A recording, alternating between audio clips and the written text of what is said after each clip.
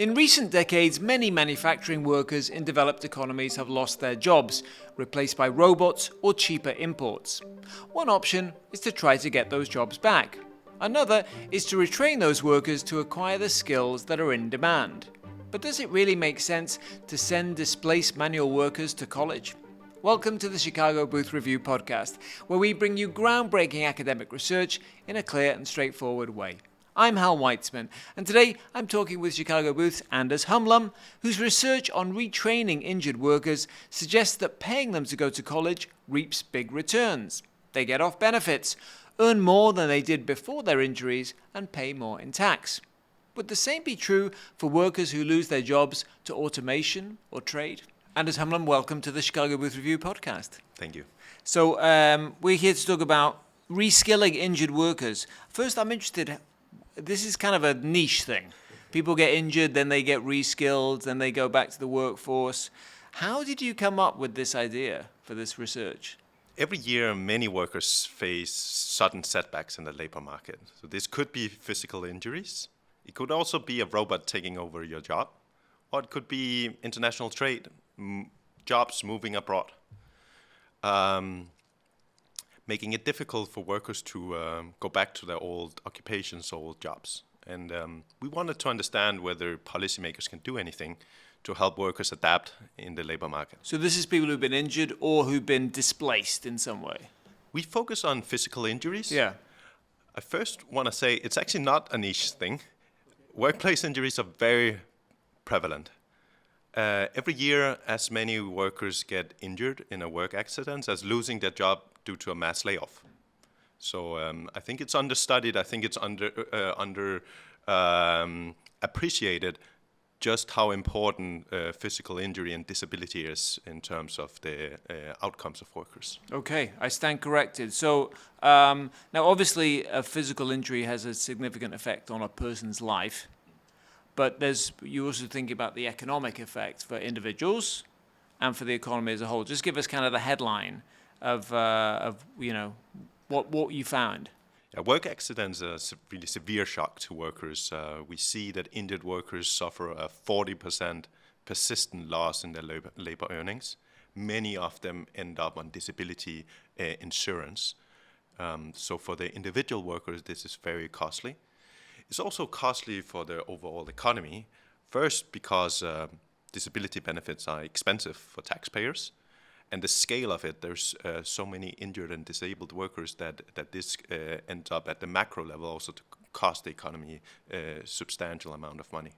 Okay, so just remind us a little bit about your methodology here. What were you looking at? Where did you get your data? Yeah, again, so we were after the question about whether reskilling programs can help these disabled workers get their feedback in the labor market and provide them a pathway back to sustainable employment. And our methodology to answer that question is that we use these injuries, these workplace accidents, as sudden shocks to workers' ability to work. So you can imagine a construction worker one day getting a severe back injury. There's just no way back to construction for this worker. Then the question is, by providing access to a reskilling, this could be through a higher education program, for example, in construction engineering, can you provide a pathway back for that injured construction worker back into the labor force? And that was the key question that we were after. Okay, and so where did you get your data? What are the data you're looking at to answer that question? So we used data from Denmark where we could link very detailed data on these workplace accidents, the human capital investments, so what type of programs these workers enroll in, and then their labor market outcomes. So we can really see whether these programs help workers reallocate from physically demanding work, where they're not able to do work anymore, to more cognitively intense work that are less demanding on their physical injuries. Okay, so essentially from blue collar to white collar. Correct. Okay, and I'm assuming, and you can correct me because you're from Denmark, that Denmark has pretty generous, when you talked about we're saving disability. I'm assuming disability benefits are pretty relatively generous in Denmark. They're very generous. They're on average around 70 to 80% of workers income levels, earnings levels before the injury. So there's a substantial replacement rate, and it makes it very costly for the economy that injured workers end up being parked on this income support for the remainder of their career. Okay. Something that is also unique in the Danish setting is that there's programs that help workers reskill after injuries, that basically closes that income gap relative to disability insurance and pays for tuition, which makes it potentially possible for injured workers to go back to school for some years, reskill, and then transition into the job market. Okay. And of course, lots of countries have tried these kinds of programs where they couple, disability benefit with retraining. So this is fascinating and generally applicable. So you set out to answer 3 questions. I would love to go through them and deal with them in turn and tell us what you found. So the first is, do workers invest in their own human capital after losing their physical ability? It sounds like the government's investing in it in this case. Yeah, so first of all, most workers do not go back to school after an injury. We find that it's on average around 15% of severely injured workers who take up reskilling. These reskilling programs are often higher education, so a substantial amount of human capital investment seems to be needed in order to really change tracks in the labor market. We also have a bunch of smaller programs like 6-week coding courses, for example. We don't see any injured workers taking up those courses. So it seems that either you go big in terms of the human capital investment or you don't. That's fascinating. Go at all. That's fascinating. Okay. So the second question is, do human capital programs, these sorts of retrainings that we're talking about, help them switch from physical to cognitive occupation? So you've said broadly they do, but give us some other details about that. Yeah, that's the key promise of these reskilling programs, is that they can bridge that gap to more cognitively intense work, but less physically demanding. And we see that they're tremendously successful in doing so. The vast majority, so 85% of workers who take up these programs also finish their degrees, and they end up being placed in the target occupation. So, for example, a carpenter taking up construction architecture, that's a 4 years bachelor's program, we see that when they graduate, they end up finding jobs as construction architects. Exactly the job that are less physically demanding. They're usually sitting in front of a computer making calculations, but more cognitively intense. So in that sense, the answer is yes, they do facilitate transitions from manual to cognitive work. Okay, and I'm going to ask you in a minute about what kind of things, apart from the example you gave, construction architect. So, and this is a big question that you asked, what are the returns for workers and society? So what's the headline there? Yeah, that's in some sense, the key finding is that these programs is a tremendous good investment, both for the individual worker, but also for taxpayers and the society. In terms of the governments or taxpayers, these subsidies, paying for tuition, for reskilling, and income support, those investments pay itself back 4 times over. So wow. Every dollar spent on these programs pays itself back 4 times, $4. And the reason is that the alternative for these disabled workers is to end up on disability benefits. So you can imagine the typical injured worker is 40 years old. So you're looking at 2 different scenarios. Either you're parked on disability benefits for the remainder of your career, 20, 30 years, or you take 4 years of schooling and then being placed into a job where you're actually a high income paying taxes. And that's the reason why these programs for the government and for taxpayers are a really good deal. Right, and as you said earlier, that is more relevant for a country like a Scandinavian country than it would be for the United States, say, where benefits are relatively meager compared. That is true, that that cost benefit in terms of taxpayers depends on how generous your social safety net is in terms of disability benefits. I want to say that disability insurance is also a big burden for government budgets in the US. And there's good evidence that, for example, people who lost their job due to trade with China, many of them are now on disability benefits. Absolutely. So That's to any do with the number of people, right? Not Yeah. necessarily because they're generous benefits. Yeah, exactly. So I think this set of evidence is also relevant in the U.S. setting in terms of what could we have done differently in response to the China trade shock, and I think providing good opportunities for displaced workers to reskill is one thing that I think our evidence supports would have been a good idea. Okay, Anders, in the first half we talked about injured workers, and you pointed out it's a big issue, not very well studied, and you're studying it, and how injured workers can retrain, and all sorts of good things happen. And they want to retrain, they want to do degrees, and they use those degrees to get well-paying jobs and get off benefits, which is good for everyone.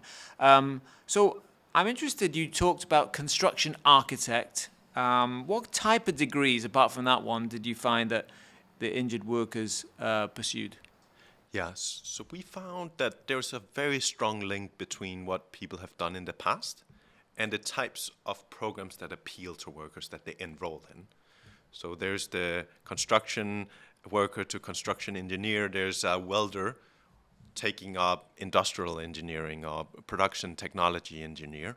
So in general, workers tend to move within sectors or within clusters of careers, but they, of course, want to move away from the physically demanding work. Okay, but that's fascinating because sometimes you hear people talk about things like programming, and now maybe that's programming is an old example, but people say well, we'll just get coal miners and teach them to be programmers. So you're suggesting that is not going to be attractive to the person, and then maybe they wouldn't succeed either. Yeah. I think that's very clear from our evidence is that we don't see any coal miners taking up coding after severe injuries or severe displacement. There's a strong line between what they've done in the past and the types of programs that both appeal to them, but I also think that it might be useful that you've been on the construction site. You've been a carpenter, and now you sit in making the calculations, and you're as a construction architect or as a construction engineer. So, in that sense, maybe some of the sector-specific knowledge and skills they can actually take with them to their new career. Sure, and I mean the coal miner could be interested in energy, so there's lots of renewable energy and other things that presumably would be seen as more of a development. Yeah. And not a complete break and something totally different. So I can see that. So tell us exactly what happened to these workers who reskill. What happened to their earnings? Yeah, that's also just a striking finding. The reskilled workers, they end up earning more than they did before their injuries, 25% more than before their injuries. And this just reflects that the types of occupations that they're placed in earn higher wages. A construction engineer earn on average more than a carpenter, and that's really what's showing up in their earnings. So for the individual worker, this is also a really good investment that pays off handsomely. It makes you wonder why people, presumably having an injury makes you reflect on lots of different things, and it forces you to do something different, but entrepreneurs often have lost their job, and so they have, they're kind of forced into making a big decision. But it does make you think that there's a lot we can do for workers who haven't been injured or displaced. Yeah, there's a broader question, which is should we push more carpenters into engineering school? And I do not think that's the policy implications. Actually, we should not take a bunch of healthy carpenters and push them into universities or engineering schools, for two reasons. First, even though they end up earning 25% more, they're in school for 4 years where their income is lower. Second, the reason why these investment pays for itself for the government is that the alternative for the disabled workers is to end up on income support. Whereas if you just took a healthy carpenter, of course the alternative for the healthy carpenter would just be to stay in carpentry. So for those two reasons, I think reskilling is a tremendously good idea for disabled or displaced workers, but not for employed healthy workers. So we referred in the first half to these societal benefits. Obviously, not paying disability benefit is a strong incentive for government to run these kinds of programs. What else? What are the other good things that happen for society if people are brought back into the workforce and earning more than they were before. Yeah, so disability benefits is an important one, but actually it's an even bigger one is the tax money that is being collected when these reskilled workers are being placed into highly paid full-time jobs. They are contributing to with their taxes, and that's actually an even more important part of why this is such a lucrative investment in terms of government revenues. Okay, so they're getting they're paying more taxes because they're earning more money. Yeah. Or I guess if they were on benefit, they wouldn't be paying any taxes, Yeah. or very low taxes. So it's both the lower transfers, but also the higher taxes being collected. Okay, so lots of good reasons for the state to support this kind of retraining. I was going to ask you, what kinds of workers were the ones? So some of them did choose to pursue these programs. Presumably others chose, well, some just remained on benefits, or others chose to do different kinds of things. Which of them decided to pursue this higher education option? You said earlier in the first half that the sort of 6-week, the non-degree programs were less attractive. Yeah. So first of all, it is really these degree programs, the substantial investment. But even within that category, there's a lot of variation in which workers takes up these programs. And the most important determinant is age, worker age. To the degree that no worker older than 50 go back to school after injury. But they have the option. They have the option. They don't take it up.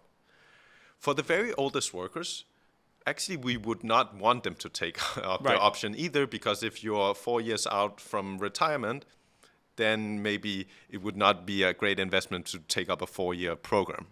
But there's a group of middle-aged workers between 40 and 50, where it's only around 5 to 7% of these workers that takes up the program.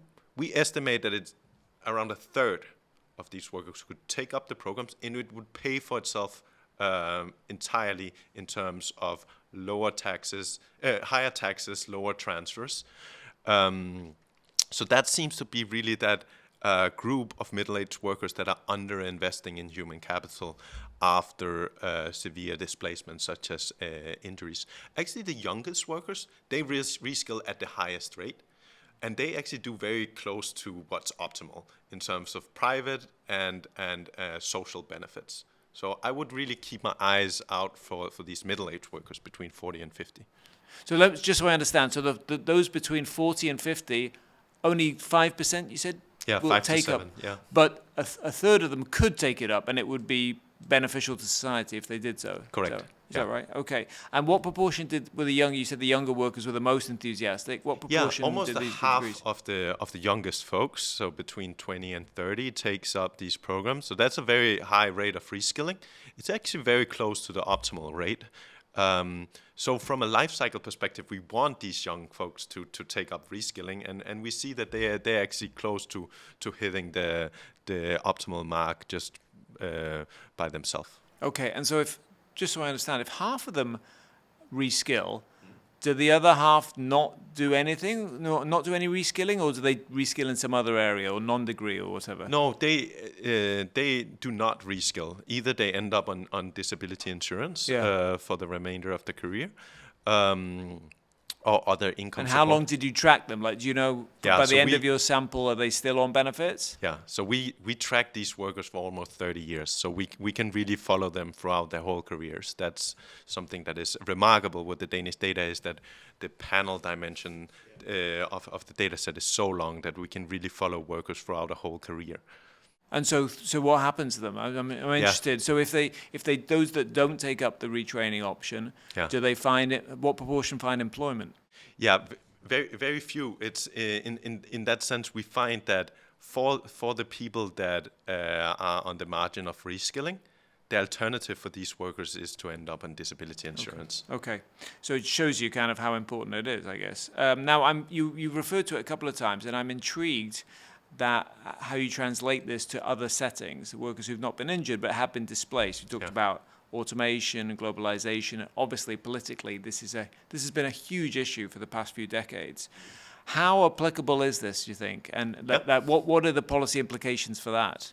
I see the injuries as a very neat setting to study a broader question, which is this transition from physically demanding manual work to more cognitively intense work that we've seen most advanced economies as manufacturing and physical labor has disappeared.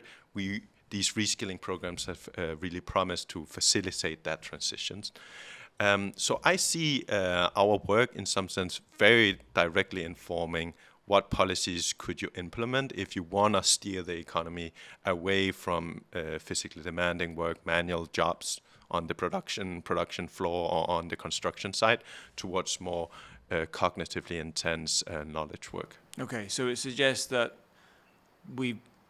generally that governments have been underinvesting in that kind of retraining, which I guess is not news necessarily, but it confirms that. Yeah, so training programs in the US settings are quite small. There's the Trade Adjustment Assistance, TAA program, that were initially intended, I think they had good intentions of helping workers who were displaced due to import competition.